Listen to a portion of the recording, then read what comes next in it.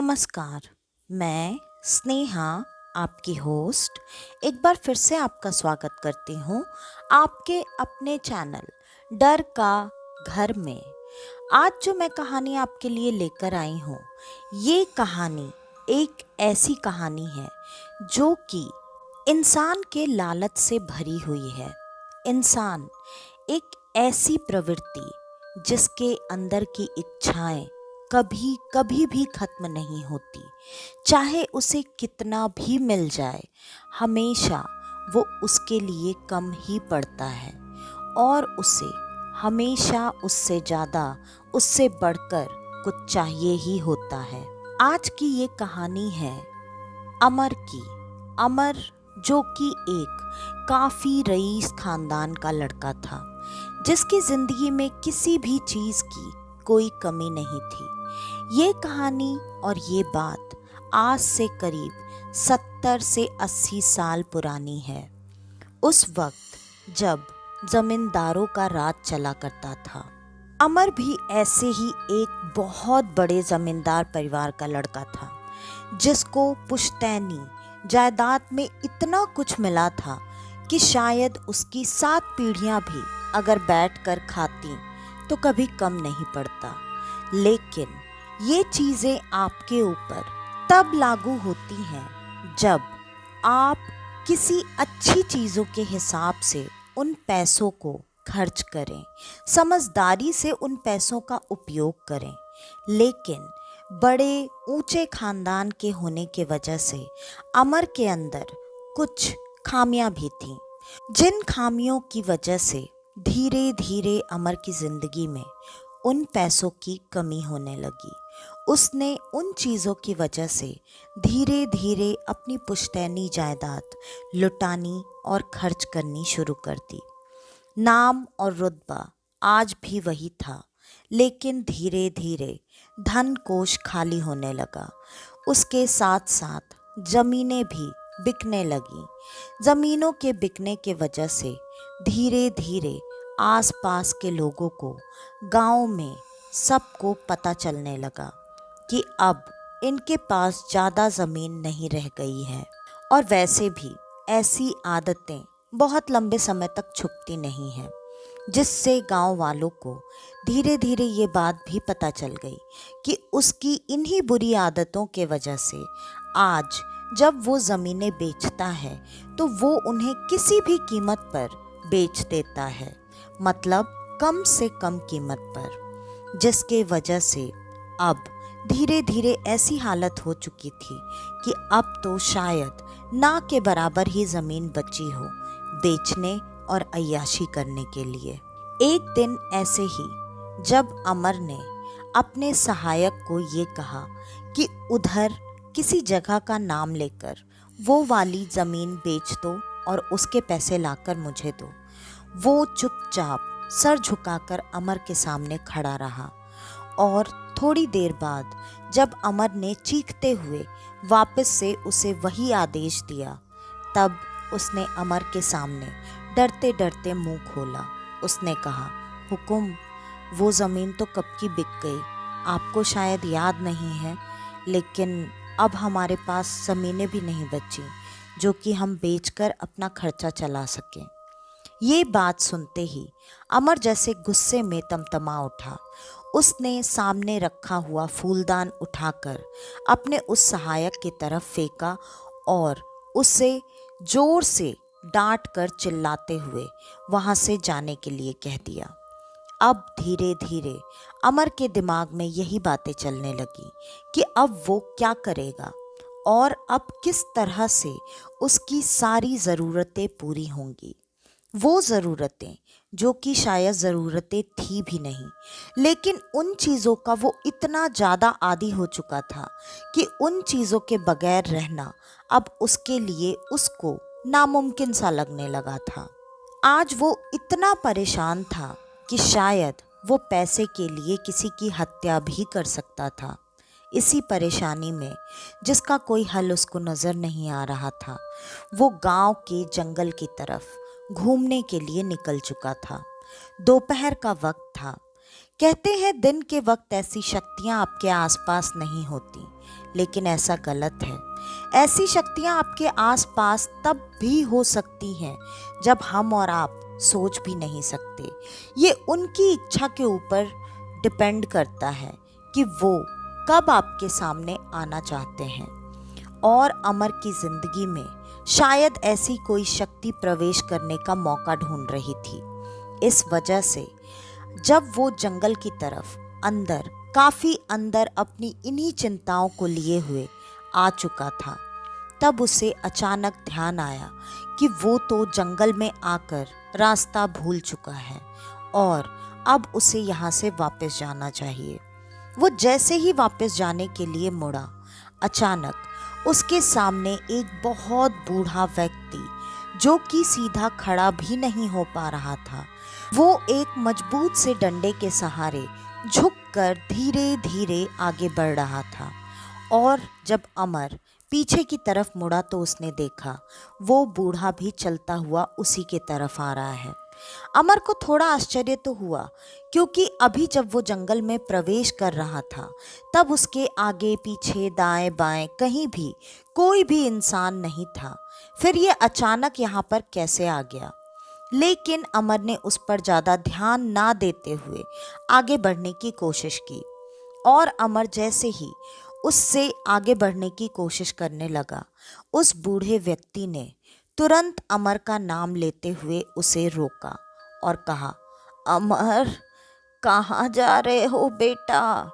उसकी कांपती आवाज़ से अपना नाम सुनते हुए अमर तुरंत रुक गया और एक बार फिर से गौर से उस बूढ़े व्यक्ति की तरफ देखने लगा कि कहीं वो उसे जानता तो नहीं। लेकिन अमर के देखने के बाद भी उसे यही लगा कि वो इस व्यक्ति को बिल्कुल नहीं जानता है। अमर ने कहा, तुम्हें मेरा नाम कैसे पता है? उस व्यक्ति ने कहा, ये सब बातें जाने दो, तुम्हें क्या चाहिए और तुम क्या ढूंढने के लिए यहाँ आए हो, ये मुझे पता है। अमर ने जैसे ही ये बात सुनी, वो आंखें बड़ी करके उस इंसान की तरफ देखने लगा और थोड़ी ही देर में उस इंसान ने उसे बताया, तुझे पैसे की ज़रूरत है ना?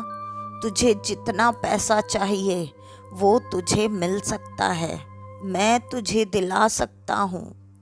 अमर ने जैसे ही पैसे का नाम सुना, वो अब थोड़ा गौर से और अपने गुस्से को शांत करते हुए बूढ़े व्यक्ति की बातें सुनने लगा। बूढ़े व्यक्ति ने उसे आगे की बात बताना शुरू किया। उसने बताया, इसी जंगल में और आगे जाने पर तुझे एक ऐसा पेड़ मिलेगा जिस पेड़ से तू जो भी चाहे वो चीज़ मांग सकता है, लेकिन उसके लिए तुझे 7 रातों में आकर उस पेड़ को जल चढ़ाना पड़ेगा और जो मंत्र वो देने वाला है उस मंत्र का जाप उस पेड़ के नीचे बैठकर करना पड़ेगा। तब आखिरी दिन पर तुझे वो पेड़ जो भी चीज़ चाहिए वो दे देगा। वो एक काले चंदन का पेड़ है। काला चंदन सुनते ही अमर को ये बात कहीं से भी सच नहीं लग रही थी, लेकिन बात यहाँ पैसे की थी, जो कि अमर को हर हाल में चाहिए ही चाहिए था। इसलिए अमर ने बिना कुछ कहे ही उसकी बात आगे सुनना जारी रखा। उस बूढ़े ने सारी बातें बताते हुए अमर को एक छोटी सी पर्ची पकड़ा दी और कहा, आज रात से ही तुझे उस पेड़ के पास जाकर जल देना पड़ेगा और वो जल साफ सुथरा बिल्कुल नहीं होना चाहिए। मतलब या तो वो जूठा जल होना चाहिए या फिर उस जल के अंदर कुछ गंदगी होनी चाहिए। अमर को ये सब बातें समझ में नहीं आ रही थी, क्योंकि जहाँ तक उसने सुना था और वो जानता था, जल अर्पण करना एक शुभ काम होता है जो कि हमेशा साफ और स्वच्छ जल से किया जाता है। तो ये कैसी विधि थी जिसमें गंदा जूठा जल चढ़ाना था? लेकिन अमर को इससे भी कोई लेना देना नहीं था। उसने आगे कोई भी सवाल जवाब करना सही नहीं समझा। उसका जो सवाल था वो सिर्फ एक ही सवाल था, तुम सच तो बोल रहे हो ना? सच में मुझे 7 दिन के बाद इतने पैसे मिलेंगे जितना मैं चाहता हूँ? बूढ़े ने हंसते हुए कहा, तू जितना चाहता है उससे भी बढ़कर मिलेगा। बस तू मेरा बोला हुआ जो भी मैं कह रहा हूँ वैसे का वैसे कर। और इतनी बात सुनकर अमर ने वो पर्ची ली और वो पर्ची लेकर वो चुपचाप अपने घर के लिए चला गया। अब अमर बहुत बेसब्री से रात होने का इंतजार कर रहा था। बूढ़े ने यह भी बताया था कि इस क्रियाविधि में कोई भी उसके साथ इस जंगल तक नहीं आएगा। ये बात हर किसी से छुपा कर ही रखनी है। इस वजह से अब अमर सबके सोने का इंतजार कर रहा था। वैसे भी पैसे की तंगी होने की वजह से अमर के कोठी में ज़्यादा नौकर अब बचे नहीं थे और जो 2-3 नौकर थे वो सब अपना काम खत्म करके आज जल्दी ही सो चुके थे। देखते ही देखते रात हो गई और जैसा कि उस बूढ़े व्यक्ति ने बताया था, आधी रात के वक्त तुझे उस पेड़ के पास जाकर जल अर्पण करके ये मंत्र जाप करना है। और अब आधी रात बस होने ही वाली थी। अमर अपनी तैयारी के साथ घर से निकल चुका था। अंधेरा काफी था। पूरे गांव में सारे लोग सो चुके थे। हर तरफ सन्नाटा था। ये माहौल भी ऐसा था कि जिसको देखकर डर लग जाए, लेकिन लालच इंसान से सब कुछ करवा सकता है। ये सन्नाटा, ये डर का माहौल अमर को आज कुछ भी असर नहीं कर रहा था। अमर चुपचाप अपने रास्ते पर आगे बढ़ता जा रहा था। जैसे जैसे उसके पैर आगे सूखे पत्तों पर पड़ते जाते, वैसे वैसे पूरे जंगल में सिर्फ एक ही आवाज़ गूंज रही थी, पत्तों के चरमराने की आवाज़। और वो आगे बढ़ता जा रहा था। उस वक्त पर अमर को किसी भी हालत में पीछे पलटकर भी नहीं देखना था। और अब अमर उस जगह पर पहुंच चुका था जहां दोपहर के वक्त उसे वो बूढ़ा व्यक्ति मिला था।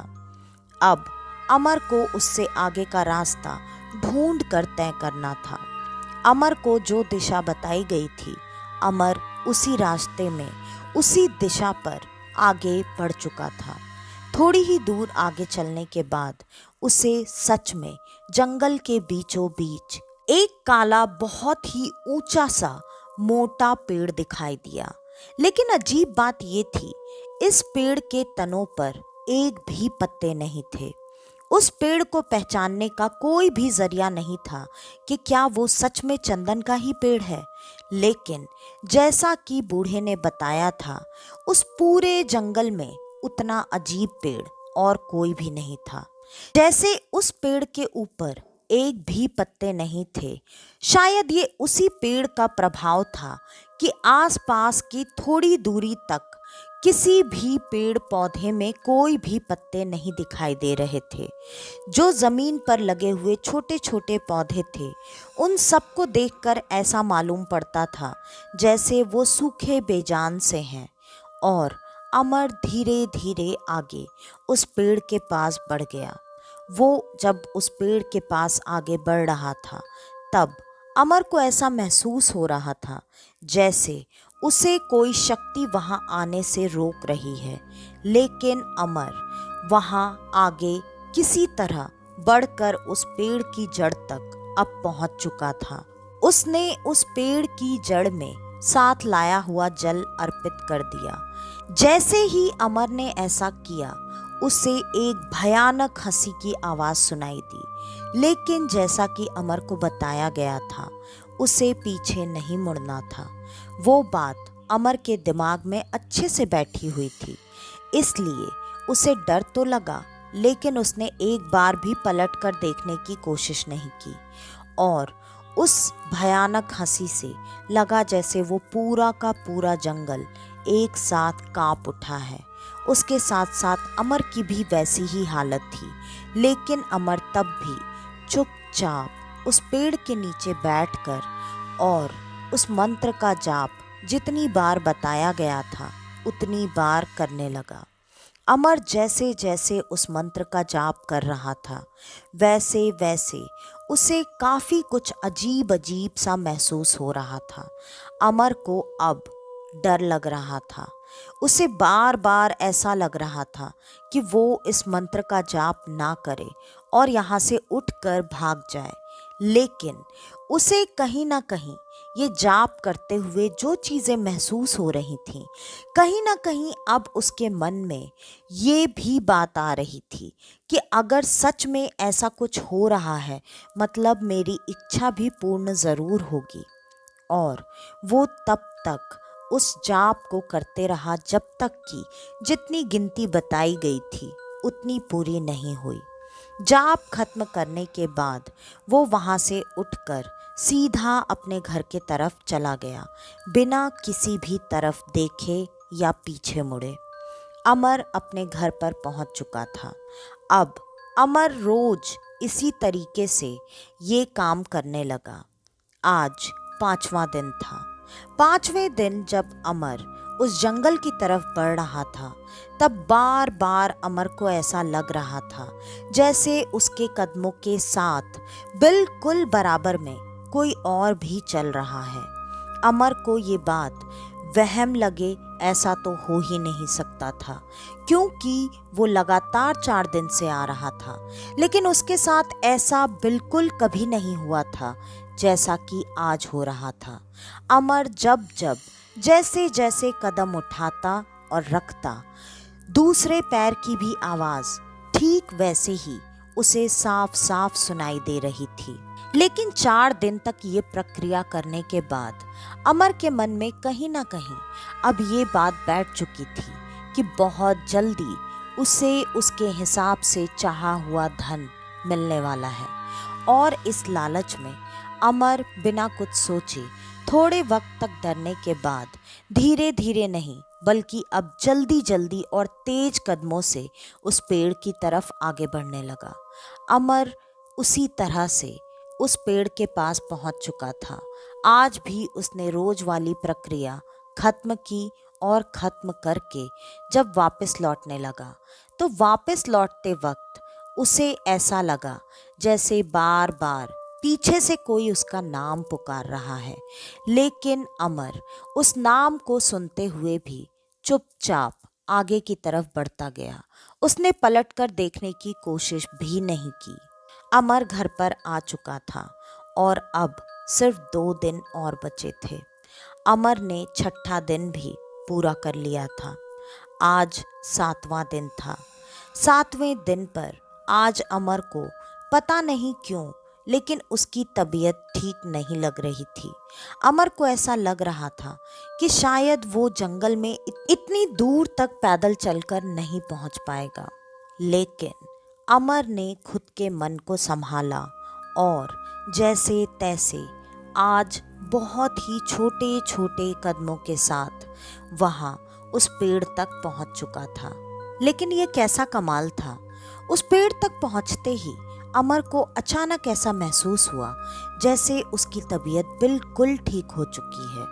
अमर ने अब अपने मंत्रों का जाप शुरू किया और आज लगातार उसके मंत्रों के साथ साथ कोई और भी था जो कि मंत्र दोहरा रहा था। अमर इधर उधर नहीं देख सकता था, इसलिए उसने इस आवाज पर बिल्कुल भी ध्यान नहीं दिया।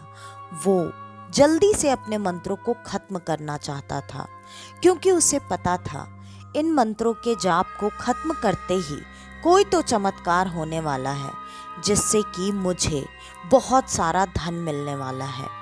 और वैसे ही अमर अपने मंत्र को पढ़ता रहा और आखिरकार मंत्र खत्म हो चुका था। अमर अब उस पेड़ को ऊपर से लेकर नीचे तक देख रहा था। लेकिन ये क्या, अभी तो कुछ भी नहीं हो रहा। अब मुझे पैसे कहाँ से मिलेंगे? मैं क्या करूं अब? क्या मुझे उस बूढ़े व्यक्ति को ढूंढना पड़ेगा? कई सारे सवाल कुछ ही देर में अमर के मन में कौंध गए थे, क्योंकि मंत्र का जाप तो खत्म हो चुका था और कोई चमत्कार भी नहीं हुआ। जो आवाज उसके साथ साथ मंत्र बोल रही थी वो आवाज भी गायब हो गई। अब अमर उस पेड़ को छूकर बार बार पैसे की मांग करने लगा और उसे पूरी बातें बताने लगा। तभी अचानक अमर को फिर से उसी हंसी की आवाज़ सुनाई दी जो उसे पहले दिन सुनाई दी थी। और ये आवाज़ कहीं और से नहीं, उस पेड़ के अंदर से आ रही थी। और उस आवाज़ ने अमर से कहा, हाँ, मुझे पता है तुझे धन चाहिए, लेकिन तू ये बता तुझे कितना धन चाहिए और उसके बदले तू मुझे क्या देगा। लेकिन ये क्या, अमर को तो ये बिल्कुल नहीं बताया गया था कि जब उसे धन मिलेगा तो उसके बदले भी उससे कुछ न कुछ मांगा जाएगा। लेकिन अमर को धन की जरूरत और लालच इतना ज्यादा था कि अमर ने बिना सोचे समझे उस पेड़ को ये कह दिया, तुम्हें उस धन के बदले जो भी चाहिए वो तुम ले लो, मुझे सिर्फ और सिर्फ धन चाहिए, उसके अलावा मुझे कुछ नहीं चाहिए। शायद इसी बात का इंतजार वो पेड़ कर रहा था, या फिर यूं कहूं कि उस पेड़ पर विराजमान वो काली बुरी शक्ति कर रही थी।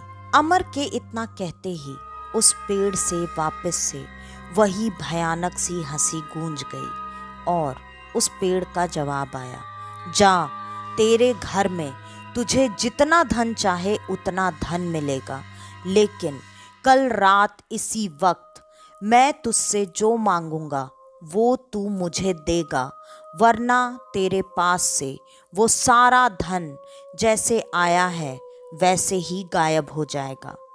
अमर के खुशी का ठिकाना ना रहा। अमर जो सुनना चाहता था, जो पाना चाहता था, उसे ऐसा लग रहा था वो चीज़ उसे मिल गई है। अब उसके लिए दुनिया में इससे बड़ी खुशी कुछ भी नहीं थी। अमर घर की तरफ बढ़ता जा रहा था और वो हर पैसे का, कर्जे का जो उसे देने थे, जिससे अपनी ज़मीन छुड़ानी थी, सारे पैसे का हिसाब करते हुए अपने मन में ये विचार कर रहा था कि उसे कितना धन चाहिए। वो घर पहुंचा और उसने जैसे ही अपने कमरे का दरवाज़ा खोला, उसने जितना सोचा था उतना धन उसके कमरे में, उसके बिस्तर पर, उसके आंखों के सामने ही पड़ा हुआ था। अमर ने जैसे ही उस धन को देखा, उसके खुशी का ठिकाना ना रहा। वो इतना ज़्यादा खुश हो चुका था कि अब वो अपनी खुशी बयान ही नहीं कर सकता था। वो बहुत बेसब्री से अगली सुबह होने का इंतज़ार कर रहा था और अमर ने सुबह होते ही उसके सारे देनदारों को वो पैसे लौटा दिए। जहाँ थोड़ी बहुत ज़मीन गिरवी रखी थी उन ज़मीनों को छुड़ा लिया और शाम होने से पहले ही वो सारे पैसे खत्म हो चुके थे। अब अमर के दिमाग में आया कि उसे और धन मांगना चाहिए था, क्योंकि उसे तो ये सारे पैसे देने में ही चले गए, तो अब वो अपनी अय्याशियों के लिए क्या करेगा। लेकिन वो आज रात कहीं जा नहीं सकता था, क्योंकि उस आवाज़ ने ये कहा था कि वो आज रात अपनी मांग रखेगी उसके सामने उस धन के बदले। तब अमर ने ये सोचा कि जब वो आवाज़ या जब वो शक्ति मेरे पास आएगी, मुझसे अपनी डिमांड रखेगी, तब मैं उसके सामने और ज़्यादा पैसे और धन की मांग रख दूंगा। और अमर अब रात होने का इंतज़ार अपने कमरे में ही करने लगा। रात हो चुकी थी और रात के ठीक 12 बजे उसके कमरे में उसे कोई बहुत बड़ा भयानक सा काला साया नजर आने लगा और उस साये ने उससे एक बच्चे की बलि की मांग की। उसने कहा उसे एक बच्चा चाहिए। ये बात सुनते ही अमर सकपका गया, क्योंकि अमर के अंदर गंदी आदतें तो थी, लेकिन अमर दिल से बुरा इंसान नहीं था। वो कभी भी किसी का भी बुरा नहीं करना चाहता था और ना ही आज तक उसने ये किया था। तो ये बात उसके लिए बहुत बड़ी थी, इसलिए उसने तुरंत इनकार कर दिया। उसने कहा, नहीं, मैं ये नहीं कर सकता, आप मुझसे कुछ और मांग लीजिए। इस पर उस काले साये ने हंसते हुए कहा, अगर तुम ऐसा नहीं करोगे तो जो धन मैंने तुम्हें दिया है वो धन हर जगह से गायब हो जाएगा। और तुम अगर ये सोच रहे हो कि तुमने वो धन खर्च कर दिया है, तो ये मेरे लिए कोई बड़ी बात नहीं है कि जिन देनदारों को तुमने वो पैसे दिए वो बात भी भूल जाएंगे और उनके पास से वो मेरा दिया हुआ धन रातों रात गायब हो जाएगा। इसलिए मैं जो तुमसे मांग रहा हूँ वो तुम्हें देना ही पड़ेगा। और अब अमर के पास सच में कोई रास्ता नहीं बचा था। अमर ने कहा, ठीक है, मैं देखता हूँ, मैं कल आपके लिए कहीं से बच्चे का इंतज़ाम करता हूँ। और अमर ने तुरंत ही उसके सामने और पैसों की मांग रख दी। उस काले साये ने कहा, पहले तुम ये बलि पूरी करो, उसके बाद मैं तुम्हें और धन दे दूंगा, तुम्हें जितना चाहिए उतना धन दे दूंगा। अब अमर ने इस बात से खुशी खुशी ये काम कर दिया। अमर ने ये सोचा था कि वो इस बार जितना धन मांगेगा वो धन उसकी पूरी जिंदगी के लिए काफ़ी होगा। लेकिन शायद ऐसी शक्तियाँ आपके दिमाग को इस तरह से काबू करती हैं या बांध देती हैं कि आप कभी भी अपने ज़रूरत के ऊपर उठकर शायद कुछ मांगने का सोचते ही नहीं हो। और अमर के साथ भी ऐसा ही हुआ। उसने गांव से एक बच्चा चुराया और चुराकर रात में उसे कमरे में रख लिया। वो साया आज फिर से आया और उसने उस बच्चे को अमर की आंखों के सामने ही जैसे खुद में समा लिया। वो बच्चा वहाँ से ऐसे गायब हो गया जैसे उसका कोई नामो निशान ही नहीं था। अमर ने फिर से अपने धन की मांग रखी, लेकिन इस बार भी अमर ने ज़्यादा धन की मांग रखने की सोची तो थी, लेकिन वो रख नहीं पाया। और ये धन भी 2-3 दिनों के अंदर खत्म हो चुका था। उस काले साये ने उस धन के बदले भी एक और बच्चे की मांग रखी। अब धीरे धीरे अमर को काफ़ी अजीब महसूस होने लगा।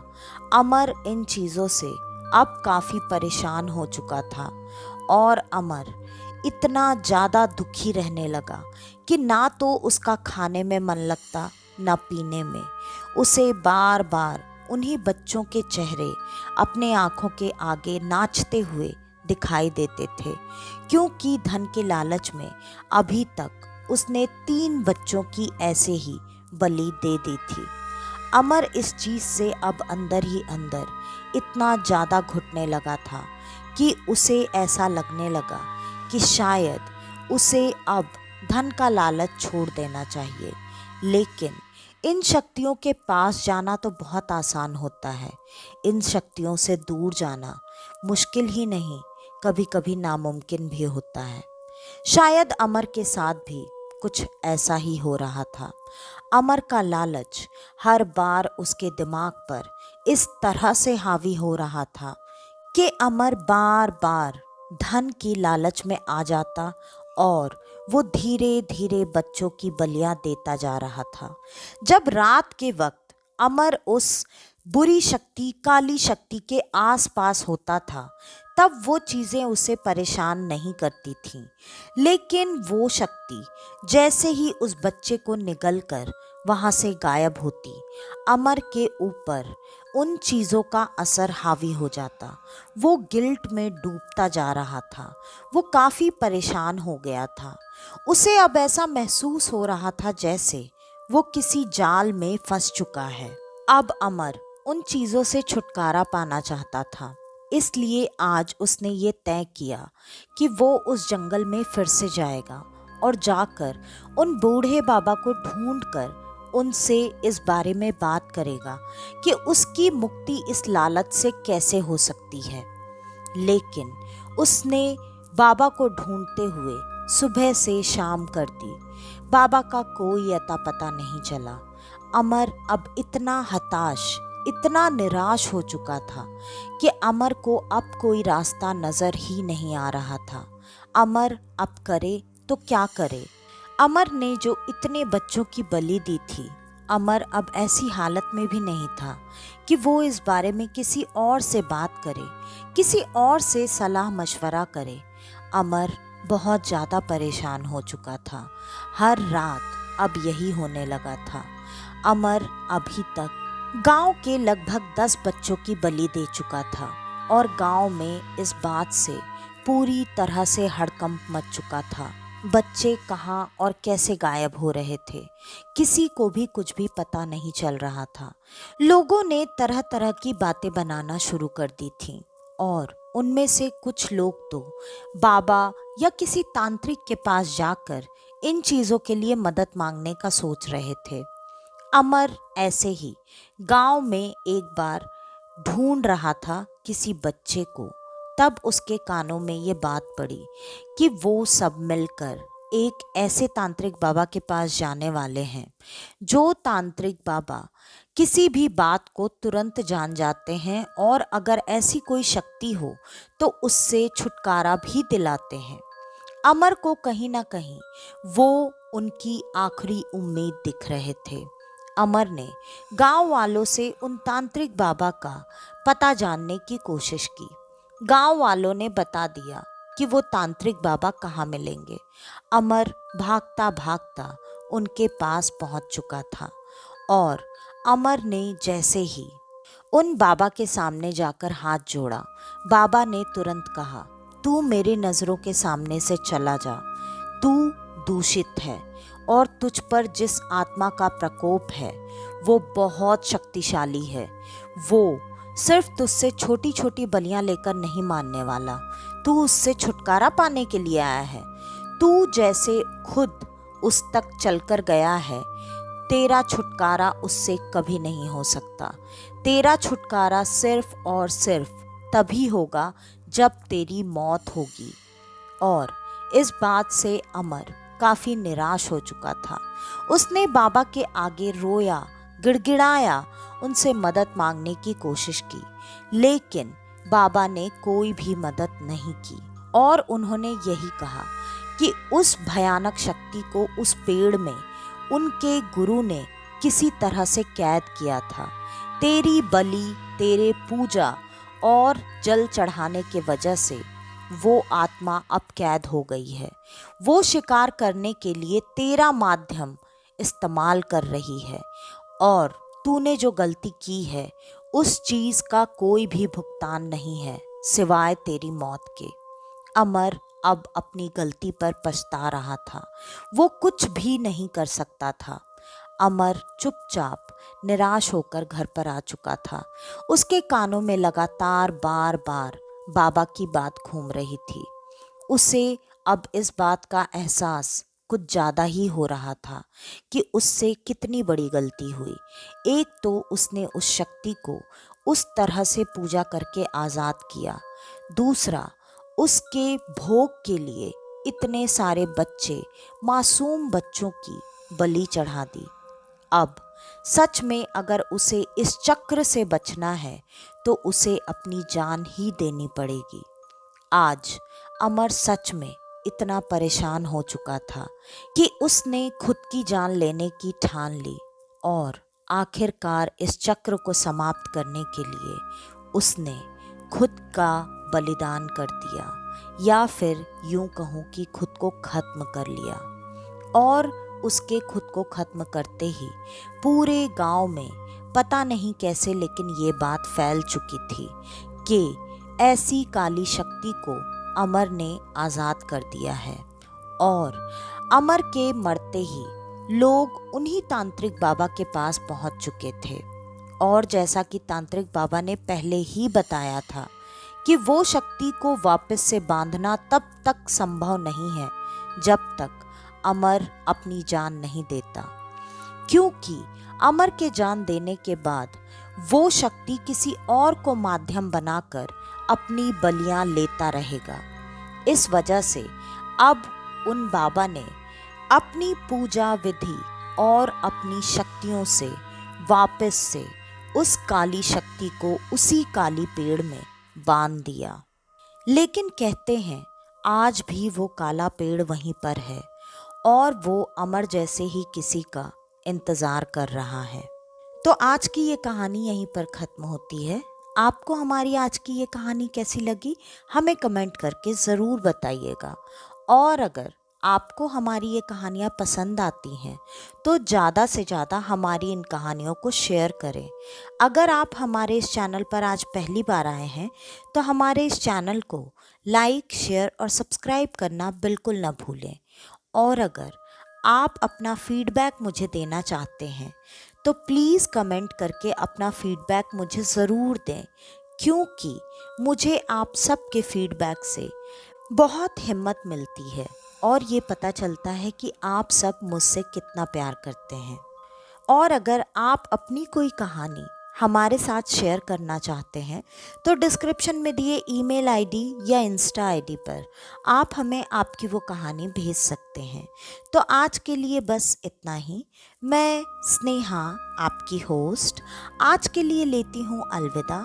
वापस से आपसे मिलने आऊँगी और आप सबको लेकर जाऊँगी कुछ जाने अनजाने किस्से कहानियों के सफ़र पर, आपका अपना डर का घर में। तो तब तक के लिए नमस्कार।